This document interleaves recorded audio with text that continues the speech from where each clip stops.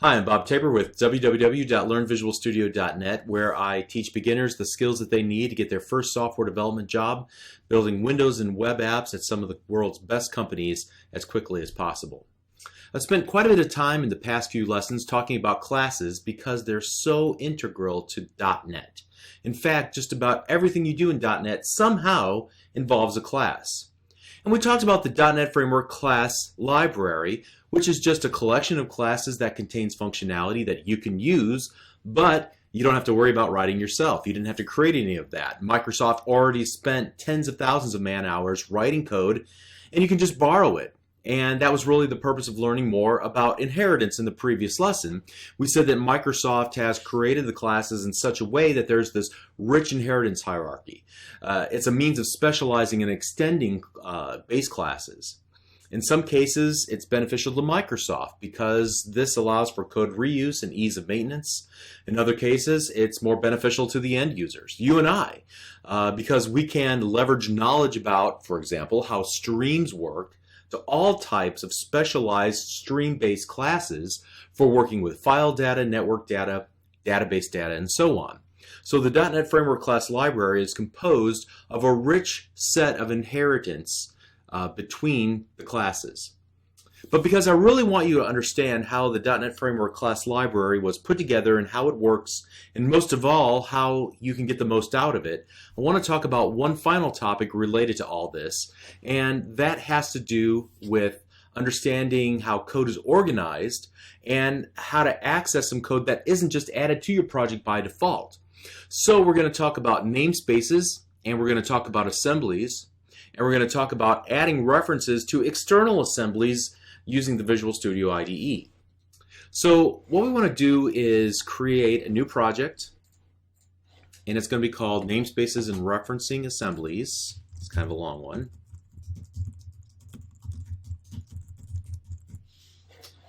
All right. So first of all, within the .NET Framework Base Class Library, or the .NET Framework Class Library, all the classes are organized into namespaces. And you think of a namespace as a last name for classes. So my first name is Bob, but there are literally hundreds, if not thousands, of Bobs in the small town that I live in. If somebody were to say, Bob likes coffee, well, you might ask, okay, but which Bob? There's probably like 10 million Bobs in the world. If they reply with my full name, Robert Theron Tabor, that Robert Theron Tabor likes coffee, well, now you should have a pretty good idea of who they're talking about. I'm pretty sure that the uniqueness of my middle name in combination with my first name and last name are pretty unique, so that might only identify one person in the entire world. The same is true with classes in the .NET Framework class library. With tens of thousands of classes in the library, it's possible that a single name is shared by more than one class. However, by using the namespace of the class, it removes the ambiguity.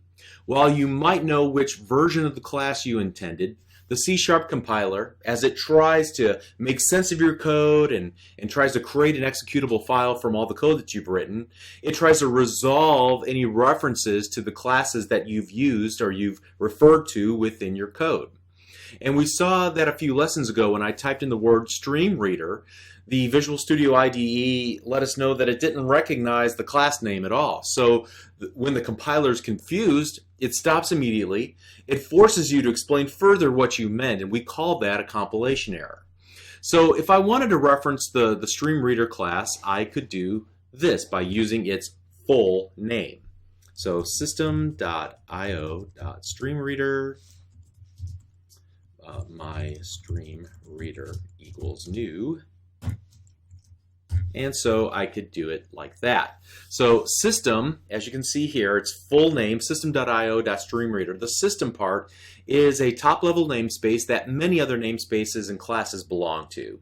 Secondly then, after system, there's the IO namespace, and it contains other namespaces and classes that deal with in and out, or rather getting data into and presenting data out from, or sending data out of the application. And then third, we see the name stream reader, which is actually the name of the class.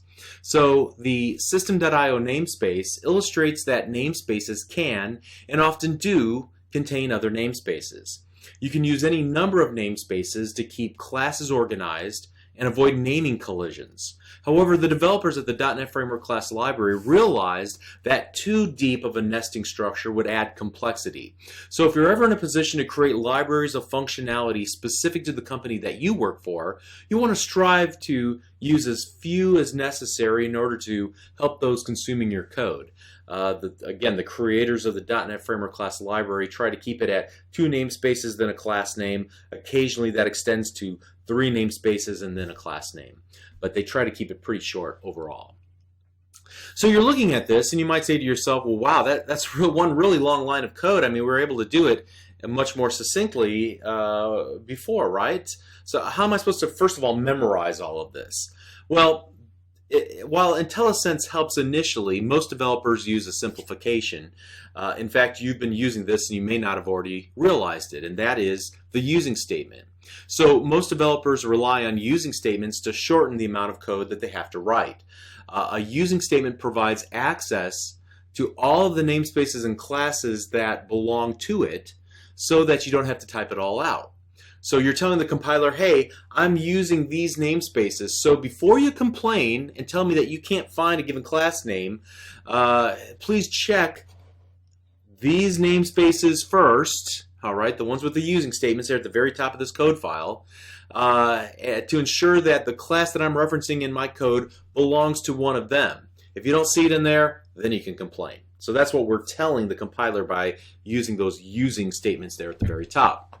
So notice that there are this set of using statements were added by default whenever we created our project. The project template that we chose, the console application, adds these as a convenience so that you don't have to add them yourself.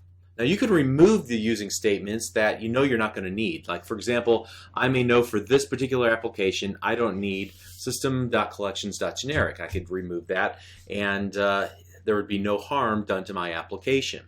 But honestly, there's no real reason to remove them as far as the compiler is concerned. It'll compile the code the same regardless of whether or not there are extra unused using statements. Some developers prefer to keep this list tidy so that they know when they're looking at the code exactly what's going on.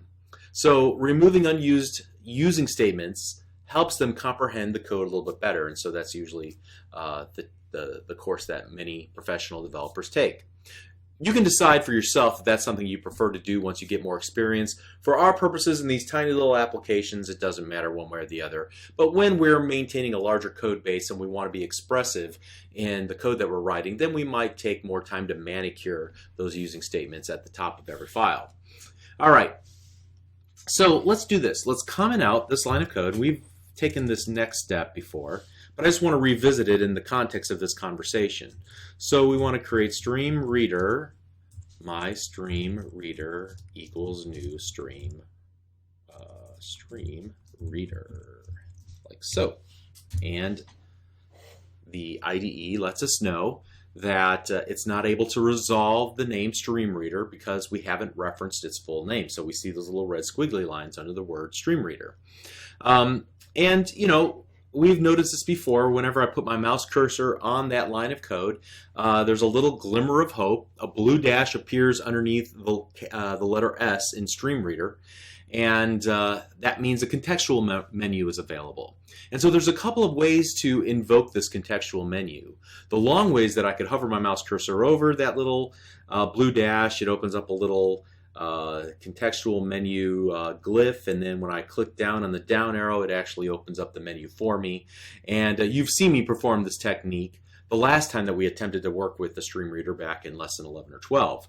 Now, the more convenient way to resolve this namespace is to use a keyboard-only shortcut that most professional developers prefer.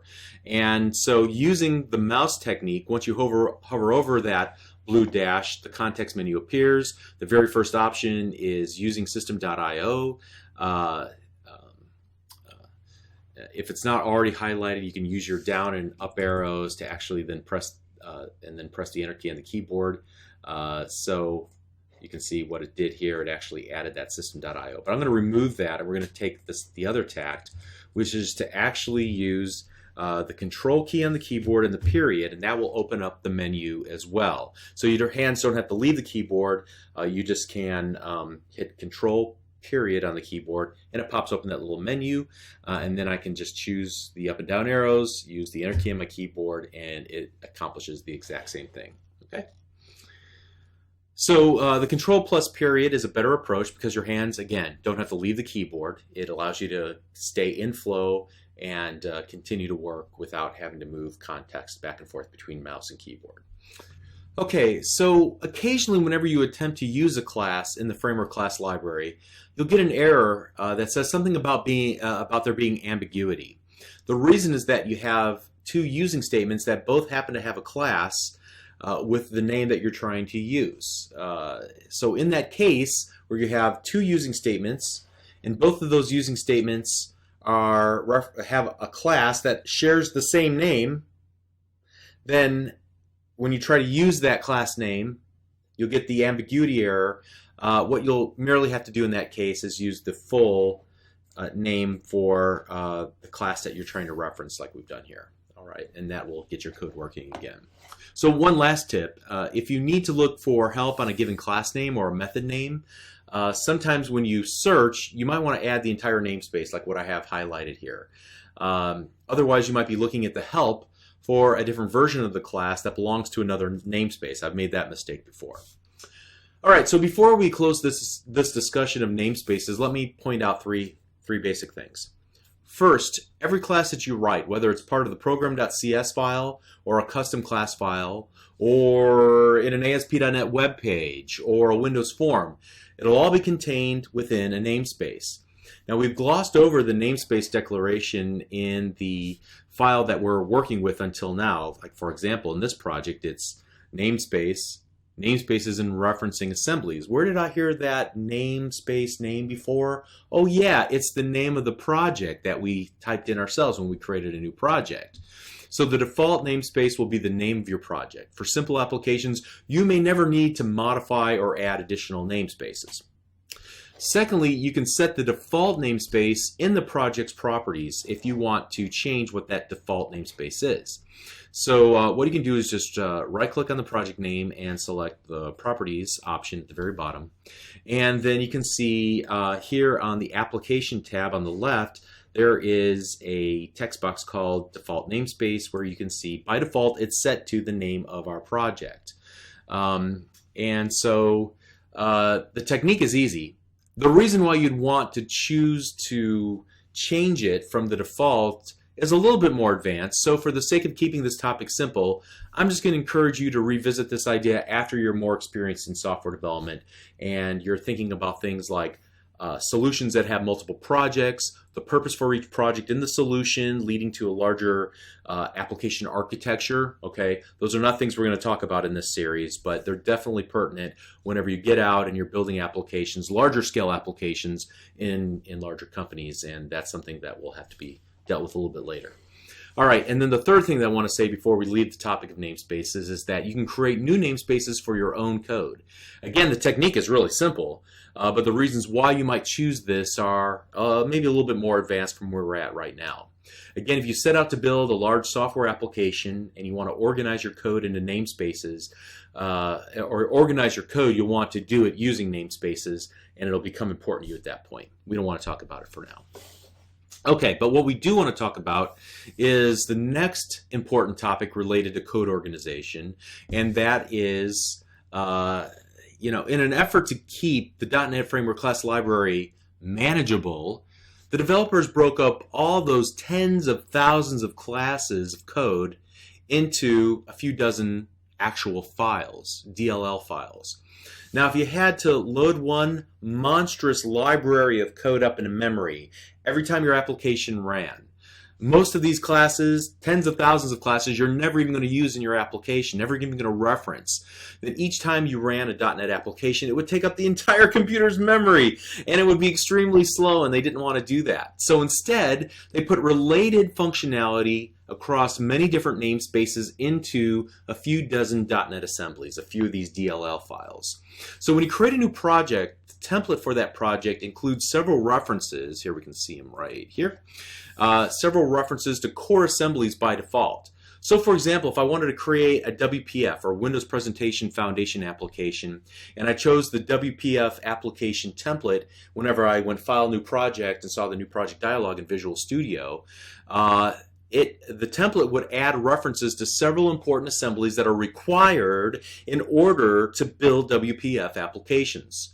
So as you can see, I've expanded out that references entry here in the Solution Explorer to see which assemblies have been added by our console application project.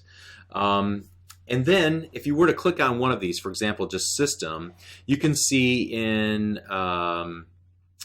in the path property here, and we'll have to expand this out a little bit. Oh, we're going to have to expand it out a lot, aren't we? Oh my goodness. Okay, here we go. Let's hover over it. You can see where that particular assembly is stored. It's stored in this program files x86 reference assemblies, Microsoft Framework, .NET Framework v4.5, system.dll. Okay, and let's take a look at system.core, and it's in that same folder in the system.core.dll file. All right, so you can see where those assemblies live on your hard drive if you want to. So what happens whenever you realize that you need a part of the .NET Framework class library that has not already been added to your project? Simple. You just have to add a reference to that assembly. In fact, this isn't only true for assemblies that were created by Microsoft and are part of the .NET Framework class library, but it's also true of third-party assemblies that you want to use in your applications, whether they're commercial products that you've purchased from some third-party vendor, or they're open-source libraries that you download from, from some source online, or even libraries of business rules that are specific to your company or organization that one of the developers in the next cubicle created. You have to first add a reference to the assembly in the project so that when you reference the namespace and the class name in your code, like we just looked at here, it'll know, the C# compiler will know which files to look in for the actual code implementation. So since I want to keep this example as simple as possible, I've created a very, very, very simple library of my own. It's simply called Tabor, and it's in the file called tabor.dll. And my Tabor class has a single class called Bob, the Bob class, in the Tabor namespace. All right? And so my Bob class has a single method called lookup, which accepts an input parameter of type string that represents a URL from a website, any website you can give it. And then the lookup method will pull down all of the HTML from online for that given web page from that URL. So you can find the tabor.dll file that I created and I distributed with these lessons in a zip file that accompanies this lesson, lesson number 18. And so I've already, if you look in my documents directory, I've unzipped that particular zip file into a directory called lesson 18, and I've already got that tabor.dll file on my hard drive. So make sure that you have unzipped it someplace where you can get to it if you're trying to follow along in this lesson. The documents directory is fine, to your C drive is fine, whatever you feel comfortable with, okay? So now that we've located it, as I was saying earlier, to actually use that assembly, the code that I wrote and I've distributed in my own project now, I have to reference that assembly from within my project. So there's a couple of different ways to accomplish this, but for now I'm just going to, let's close that down, close that up.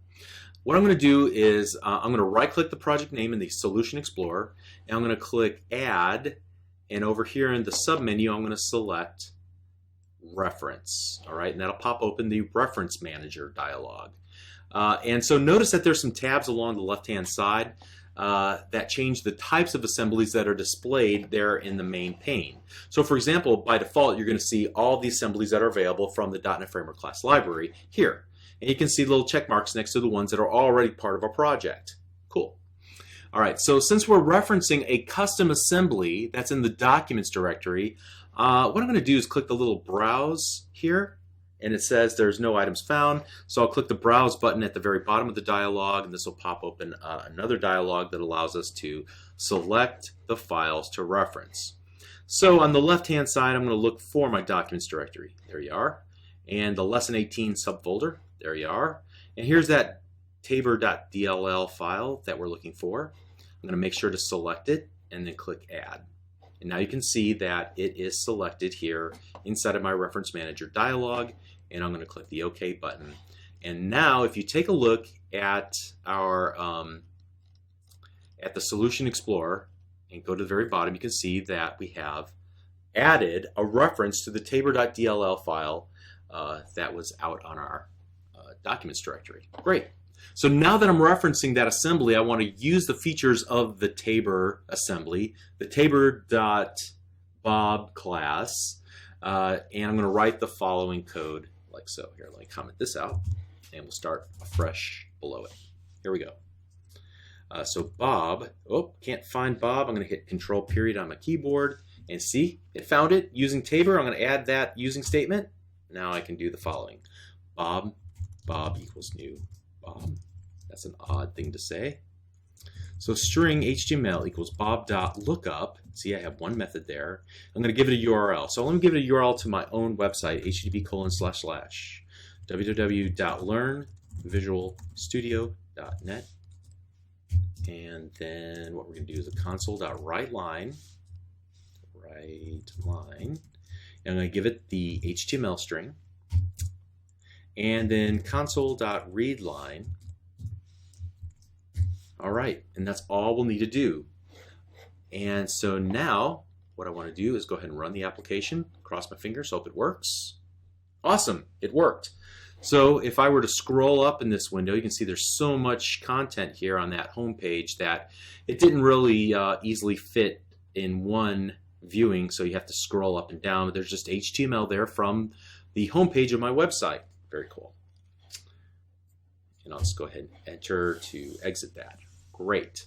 So now what we want to do is actually open up Windows Explorer, and I want to see what actually happened in the bin/debug directory of my project. So let's go to Documents, Visual Studio 2013, Projects.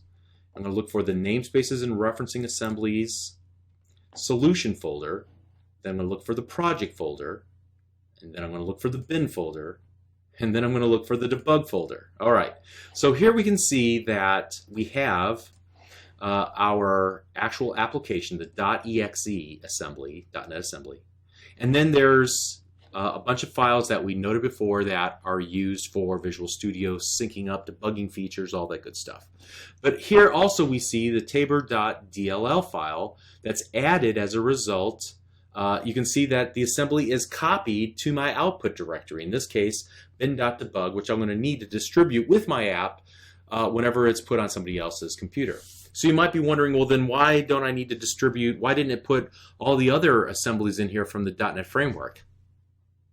That's because in order for somebody to use your application, say you wanted to create a release version of your application, they already need the .NET Framework installed on their computer, and they need it updated to the version that you're using and that you compiled against when you went to build your solution, build your file, your assembly. Okay, so they already have it on their computer. It's just going to reference it in a common place on the computer called either the Global Assembly Cache or in a specific location to the .NET Framework. The .NET Framework will find the files that it needs, that it knows it needs, that it's familiar with, that were packaged with it. Okay, so you don't have to worry about that. Just any custom assemblies like the tabor.dll need to be then distributed with your application.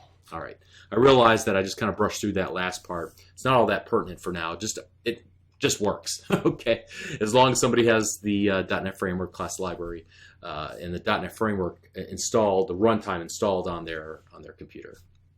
Okay, so we learned in this lesson how classes are organized into namespaces to help disambiguate class names, or rather how to avoid naming collisions between two classes that have the same name but are in two different namespaces. So we talked about the using statement that allows us to shorten the full name of the class, namespace, namespace, namespace class, to just using the class name. And it basically, the using statement just tells the compiler that it should first attempt to resolve all class names against those namespaces that we've added into the using statements at the very top of our code file. I also demonstrated how to use the IDE to help find namespaces for classes that we want to use within our application. The little helper menu where you hover over it, and then also the control period technique that I demonstrated helps you get to create those using statements automatically. We talked about the topic of how code is packaged into assemblies, and that when you create a new project from a new template, part of the job of the template is to add references to commonly used assemblies. The .NET Framework class library is so large that it wouldn't make sense to add a reference to every single namespace and class all at once. However, if you need something from the library, you may need to add a reference to an external assembly. So additionally, many companies have created their own libraries of code that you may need to use if you go to work for them, that encapsulate all the business logic necessary for a given area of their business. Also, there are third-party vendors as well as open source projects that provide libraries that you might want to use within your application. So in these cases, you have to add a reference to the assembly that contains the given library of code that you want to utilize. And then you can go ahead and use it within your app. Okay, so next up we're going to talk about those mysterious words, private and public, that keep popping up. We've ignored them until now, but we're going to discuss what they are in the very next lesson, so we'll see you there.